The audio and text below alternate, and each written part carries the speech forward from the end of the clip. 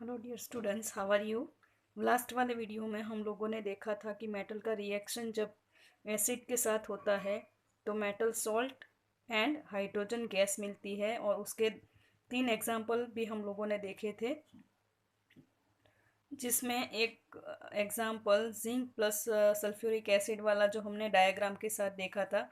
तो dear students, हम कुछ और एग्जाम्पल देखते हैं और आगे बढ़ते हैं। तो लास्ट वाला एग्जाम्पल फिर से हम एक बार रिवाइज कर लेते हैं। Zinc plus H2SO4 is equal to ZnSO4 plus hydrogen gas. तो जिंक मेटल जब सल्फ्यूरिक एसिड के साथ रिएक्ट होती है तो सॉल्ट बनाती है zinc sulphate plus hydrogen gas. अब और एक हम एग्जाम्पल के साथ आगे बढ़ते हैं। सोडियम मेटल के साथ जब एसिटिक एसिड एक वीक एसिड है तो उसका रिएक्शन होता है, तो यहाँ पे भी एसिड चाहे भले वीक हो लेकिन रिएक्शन वही होता है और सॉल्ट बनता है, सोडियम एसीटेट का सॉल्ट बनता है और साथ में हाइड्रोजन गैस भी बनती है। तो डियर स्टूडेंट्स, अब हम और 2 एग्जाम्पल और देख लेते हैं ताकि आपकी प्रैक्टिस हो जाए।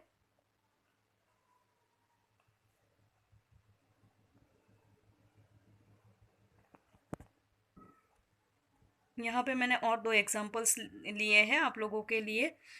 एल्यूमिनियम मेटल का जब हाइड्रोक्लोरिक एसिड के साथ रिएक्शन होता है तब एल्यूमिनियम क्लोराइड सॉल्ट मिलता है और साथ में हाइड्रोजन गैस प्रोड्यूस होती है। डियर स्टूडेंट्स, यहाँ पे एक चीज़ मैं आपको कहना चाहूँगी कि ये सारे रिएक्शंस जो है वो आप लिख के करोगे, प्रैक्टिस करोगे तो इक्वेशन लिखने की भी प्रैक्टिस हो जाएगी और साथ साथ में इक्वेशन को बैलेंस करने की भी प्रैक्टिस होगी। तो डियर स्टूडेंट्स, आगे के जो कोएफिशिएंट लिखे हैं मैंने वो आप मत लिखना और खुद से ही ट्राई करना लिखने की, ताकि आपकी प्रैक्टिस अच्छे से हो जाए तो एग्ज़ाम के टाइम में आपको कोई भी दिक्कत ना हो। दूसरा रिएक्शन पहले वाले रिएक्शन के जैसा ही है, लेकिन सिर्फ बस फ़र्क इतना है कि ऊपर हमने हाइड्रोक्लोरिक एसिड लिया था, नीचे वाले एग्जाम्पल में हमने सल्फ्यूरिक एसिड लिया है। तो जब हम हाइड्रोक्लोरिक एसिड के साथ एल्यूमिनियम मेटल का रिएक्शन करते हैं तब एल्यूमिनियम क्लोराइड मिलता है, लेकिन सल्फ्यूरिक एसिड के साथ रिएक्शन होके एल्यूमिनियम सल्फेट मिलता है और हाइड्रोजन गैस तो दोनों में मिलते ही है। तो डियर स्टूडेंट्स, ये वाले जो एग्जांपल्स हमने देखे वो एसिड के मेटल के साथ के रिएक्शन थे। अब हम आगे बढ़ते हैं कि एसिड जब मेटल ऑक्साइड के साथ रिएक्ट होता है तो क्या होता है। तो मेटल ऑक्साइड यानी मेटल का जो सिंबल होगा उसके साथ ऑक्सीजन जुड़ जाएगा, तो ऑफ कोर्स वहाँ पे जो हाइड्रोजन गैस बनता था तो उसकी जगह पे एक चीज़ आपको याद रखनी है कि यहाँ पे मेटल का जो ऑक्साइड है इसमें जो ऑक्सीजन है वो हाइड्रोजन के साथ जुड़ जाएगा। वहाँ पे हाइड्रोजन गैस मिलता था, यहाँ पे हमको हाइड्रोजन गैस की जगह पे वाटर मिलेगा। तो डियर स्टूडेंट्स, आपको जीएफ तो याद रखना ही रखना है। अच्छे से ध्यान से आप देख लो एक बार। Metal oxide plus acid is equal to metal salt plus water. ठीक है, ये चीज़ आप ध्यान में रख लोगे तो फिर बाकी कोई भी मेटल ऑक्साइड हो आपके लिए इक्वेशन लिखना बहुत ही आसान हो जाएगा। आपको याद रह जाएगा कि भाई इसमें ये प्रोडक्ट मिलती है, तो बाकी का तो आप अच्छे से लिख ही पाओगे। ठीक है, तो पहला एग्जांपल मैंने मैग्नीशियम ऑक्साइड का लिया है, साथ में लिया है हाइड्रोक्लोरिक एसिड। जब उसका रिएक्शन होता है तब मिलता है मैग्नीशियम क्लोराइड का सॉल्ट और साथ में मिलता है वाटर। तो डियर स्टूडेंट्स, हम आगे बढ़ते हैं कुछ और एग्जांपल्स के साथ।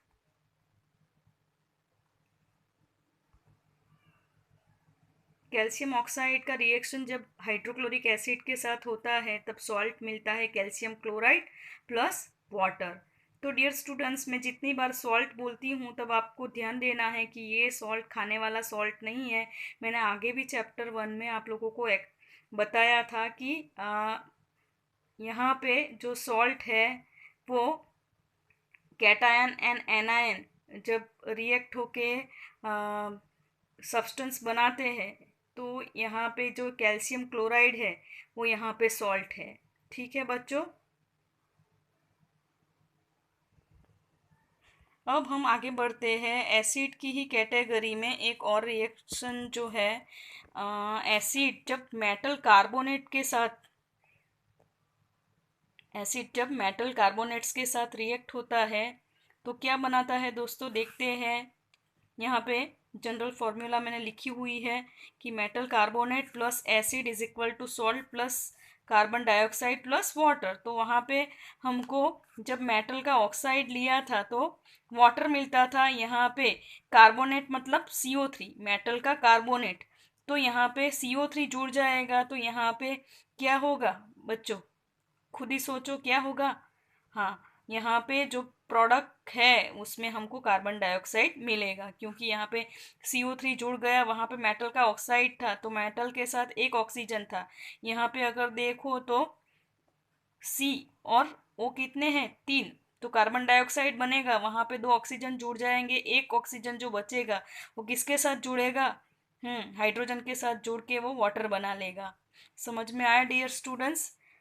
तो देखते हैं एक एग्जाम्पल, CaCO3 यानी कि कैल्शियम कार्बोनेट, जिसका दूसरा नाम है लाइमस्टोन। तो ये वाला वर्ड आपके लिए नया नहीं है, ये 7th 8th स्टैंडर्ड में आप ऑलरेडी पढ़ के ही आए हो। ठीक है बच्चों, तो उसका रिएक्शन जब हाइड्रोक्लोरिक एसिड के साथ होता है तो एक सॉल्ट मिलता है कैल्शियम क्लोराइड का, और साथ में मिलता है कार्बन डाइऑक्साइड एंड वाटर। अगर कैल्शियम कार्बोनेट ही ले लेकिन उसके साथ सल्फ्यूरिक एसिड का रिएक्शन हो डियर स्टूडेंट्स, तो क्या होता है, यहाँ पे जो है सॉल्ट बनेगा, लेकिन ऊपर वाला जो सॉल्ट था उसमें एनायन क्या था, एनायन था Cl2। यहाँ पे एनायन क्या होगा, SO4, CaSO4 यानी कि कैल्शियम सल्फेट। ऊपर वाला सॉल्ट जो था उसका नाम था कैल्शियम क्लोराइड, यहाँ पे जो सॉल्ट मिला वो क्या नाम है, कैल्शियम सल्फेट। साथ में मिलेगा carbon dioxide gas plus H2O। ठीक है, तो ये दो प्रोडक्ट तो सेम ही रहेगी, लेकिन जो सॉल्ट है तो सॉल्ट जो है कौन सा एसिड आपने यूज़ किया है उसके ऊपर डिपेंड करेगा, और यहाँ पे कौन से मेटल का कार्बोनेट है उसके ऊपर डिपेंड करेगा। तो यहाँ पे जो मेटल होगी, जो जिस मेटल का कार्बोनेट होगा वो मेटल का जो कैटायन है वो एसिड जो है उसके एनायन के साथ जोड़ के सॉल्ट बना लेगा। है ना, तो बिल्कुल डियर स्टूडेंट्स इजी है ना। हम्म तो इस तरह से आप आगे भी ध्यान दोगे तो कोई बहुत डिफ़िकल्ट बात नहीं है। केमिस्ट्री के इक्वेशन लिखना कोई बहुत बड़ी बात नहीं होती है, बस थोड़ा सा ध्यान देना होता है, फिर अपने आप ही पेन चलने लगती है। तो डियर स्टूडेंट्स, अगर ये वाले एग्जाम्पल की मैं बात करूँ तो मुझे ताजमहल याद आ गया। तो ताजमहल जो है वो भी किसका है, कौन से पत्थर से बना हुआ है, लाइमस्टोन से बना हुआ है ना, जिसको हम क्या बोलते हैं, हम्म